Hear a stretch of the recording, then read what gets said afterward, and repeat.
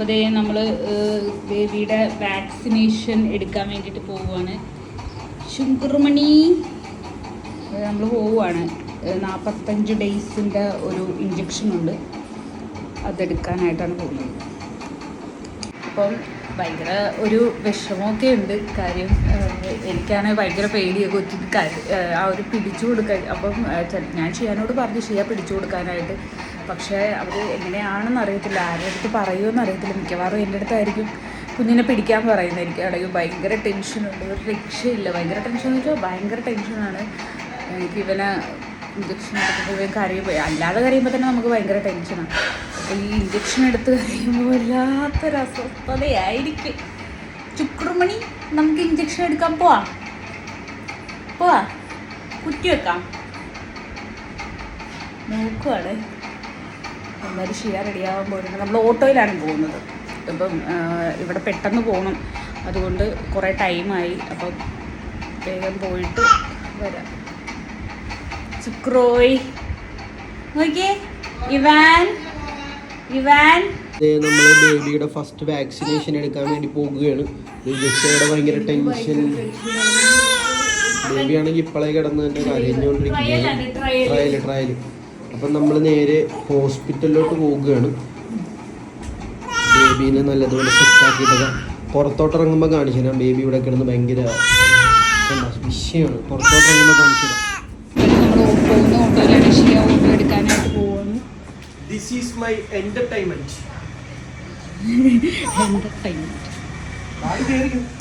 അത് പോകാൻ വേണ്ടി റെഡി ആയിട്ട് നിൽക്കുകയാണ്.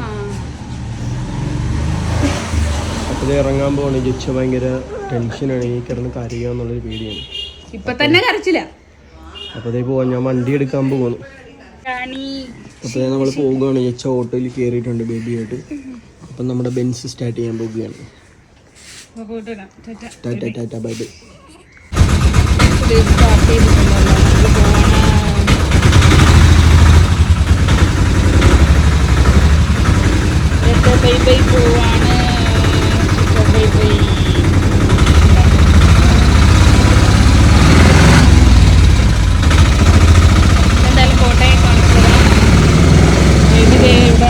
ആദ്യമായിട്ട് ഓട്ടോയിൽ കയറണം.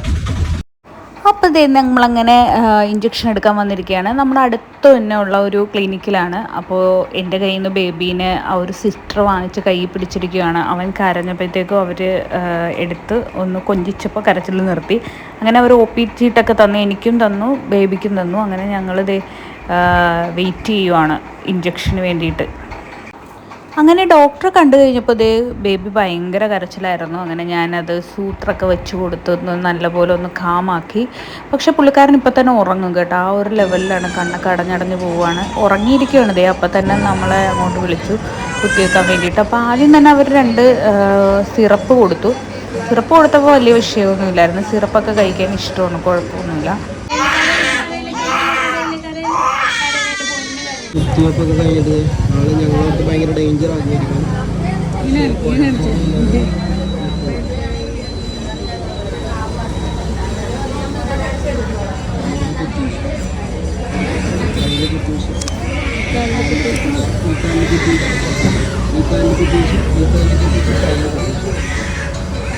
കളിപ്പിലൊക്കെ നോക്കുന്നുണ്ട്.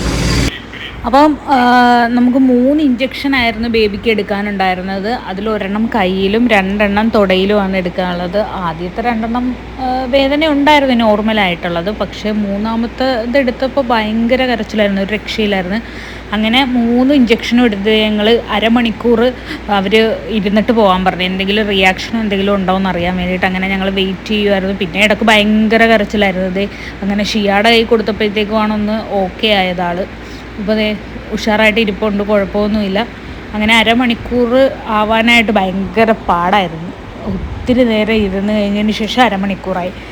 പുള്ളിക്കാരനും അവിടെ ഇരുന്ന് ബോറടിച്ച്, കാര്യം വേദനയും എല്ലാം കൂടെ ആകെ സീനായിരുന്നു.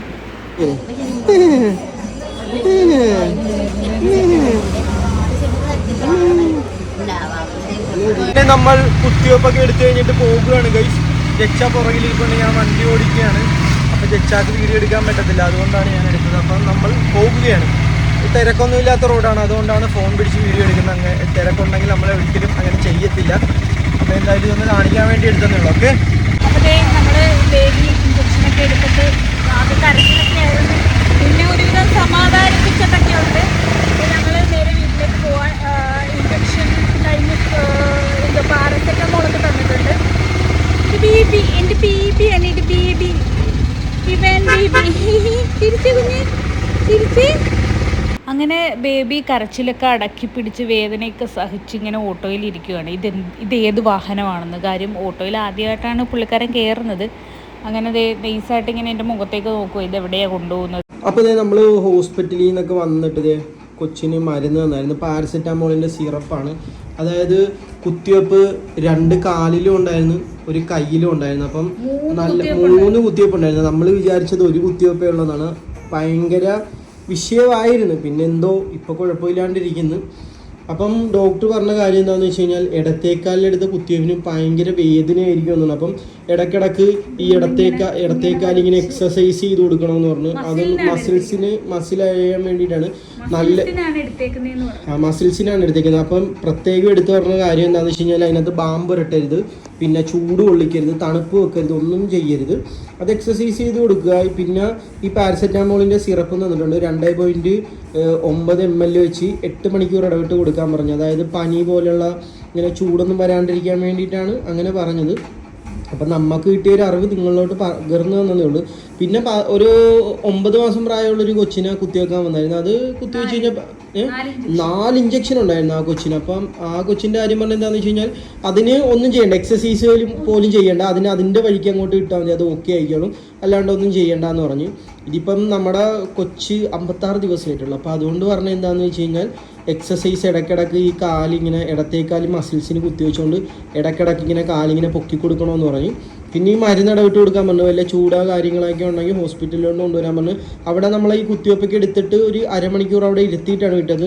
വലിയ റിയാക്ഷനൊക്കെ ഉണ്ടാകുന്ന നോക്കാൻ വേണ്ടി. വേറെ അള്ളാൻ്റെ അനുഗ്രഹത്താൽ വേറെ കുഴപ്പമൊന്നുമില്ല. നമ്മൾ വിചാരിച്ച പോലെ വലിയ കരച്ചിലൊന്നുമില്ല. അപ്പം നമ്മൾ സേഫായിട്ട് വീട്ടിൽ എത്തിയിട്ടുണ്ട്. എല്ലാവരും ഇൻഷാ അല്ലാഹ് ദുആ ചെയ്യുക. നമുക്ക് കുറേ ശത്രുക്കളൊക്കെ ഉള്ളതാണ്. അവർ ഒരു സൈഡിൽ നിന്ന് പ്രാകുമ്പോൾ നമ്മളെ സബ്സ്ക്രൈബേഴ്സ് ഒരു സൈഡിൽ നിന്ന് ദുആ ചെയ്യുക. അത്രയും പറയാനുള്ളൂ. ഇനി വല്ല വിശേഷങ്ങളുണ്ടെങ്കിൽ ഞങ്ങൾ അറിയിക്കുന്നതായിരിക്കും. അപ്പം സ്നേഹത്തോടെ ഈ വീഡിയോ കണ്ടിരുന്ന എല്ലാവർക്കും നന്ദി. ഇനി നമ്മുടെ എംറുമോൻ്റെ ഒത്തിരി വീഡിയോസ് നിങ്ങളുടെ മുന്നിലോട്ട് എത്തിക്കുന്നതായിരിക്കും. നമ്മൾ കുറച്ച് തിരക്കും കാര്യങ്ങളൊക്കെ ആയിരുന്നു. ഇന്നലെ ഇട്ട വീഡിയോസ് എല്ലാവരും ഒന്ന് കാണുക. നെയിം റിവീലിങ്ങിൻ്റെ ആയിരുന്നു. അപ്പോൾ അതിൻ്റെയൊക്കെ തിരക്കിലായിരുന്നു. ഇനിയുള്ള വീഡിയോസിലൊക്കെ ഒരുപാട് കാഴ്ചകൾ നിങ്ങളെ കാണിക്കാനുണ്ട്. അപ്പോൾ കൊച്ചൊന്ന് ഇച്ചിരി കൂടെ വലുതാകട്ടെ എന്ന് വെച്ചിരിക്കുകയാണ്. നമുക്ക് പുറത്തോട്ടൊക്കെ ഇറങ്ങി കുറച്ച് ട്രിപ്പും കാര്യങ്ങളൊക്കെ ഉണ്ട്. അപ്പോൾ എല്ലാവരും സപ്പോർട്ട് ചെയ്യുക, സബ്സ്ക്രൈബ് ചെയ്യുക, ഷെയർ ചെയ്യുക. ഇനി മുന്നോട്ട് നിങ്ങളെല്ലാവരും കാണത്തില്ലേ അല്ലേ? എംറമോൻ്റെ ഒത്തിരി കാഴ്ചകൾ നിങ്ങളെ കാണിക്കാനുണ്ട്. അപ്പോൾ ബബ്ബൈ ബബ്ബൈ ബബ്ബൈ. അതെ, ഇത് കണ്ടോ, ഭയങ്കര കരച്ചിലായിരുന്നു കേട്ടോ. ഒരു രക്ഷയില്ലാത്ത കരച്ചിൽ. പപ്പായെ വിളിച്ചു ഉറങ്ങുന്നുമില്ല, ഭയങ്കര കരച്ചിൽ, ഒരു രക്ഷയില്ല. 3 കുത്തിവെപ്പ് എടുത്തേക്കുന്ന 3 കുത്തിവെപ്പ് എടുത്തിട്ട് വിഷയമാണ്. ഈ ഒരു മുഖം കണ്ടിട്ട് എങ്ങനെ തോന്നുന്നു ഗൈസ്? ഈ മുഖം കണ്ടിട്ട് എങ്ങനെ തോന്നുന്നു നിങ്ങൾക്ക്?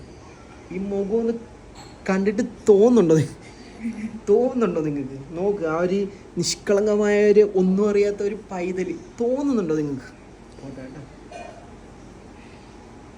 കുത്തിവെച്ചവരുടെയൊക്കെ പോയി ചാകാൻ പറ കേട്ടാ. നമ്മളില്ലേടാ പൊന്നെ നിനക്ക്. കുത്തിവെച്ചവരുടെയൊക്കെ പോയി ചാകാൻ പറ കുറയിച്ചോട്ടാ. നമ്മൾ ഏത് വലിയ കുത്തിവെപ്പും സഹിക്കാനായിട്ട് അതിനെ നമ്മൾ പഠിപ്പിക്കും അല്ലേ?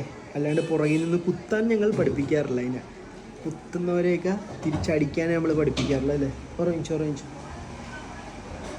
കണ്ട 3 ഇഞ്ചക്ഷൻ ചെയ്തിട്ട് പോലും കണ്ട ഈ ഒരു കൈകളിൽ വരാൻ നേരത്താണ് സേഫാണ്. കണ്ട ഇത്ര നേരം എങ്ങനെയാണ് ഇവിടെ നിന്നിട്ട് അവനെ മനസ്സിലായി. ആള് വന്നപ്പോൾ ആളെയും സെറ്റ് ചെയ്യണ്ട അല്ലേ? ഉറങ്ങിച്ചോ കേട്ടോ. ഇരിക്കേണ്ട കൈകളിൽ വന്നപ്പോൾ അതിൻ്റെ കരച്ചിലൊക്കെ മാറി. അവനിക്ക് അറിയാം എന്നും അവൻ സേഫാണെന്ന്. ഉറങ്ങിച്ചോ കേട്ടോ. ഒന്നും കൂടെ ഓർമ്മിപ്പിക്കണേ, ഇവൻ്റെ പേര് ഇവാൻ എംറിക് എന്നാണ്. കിങ്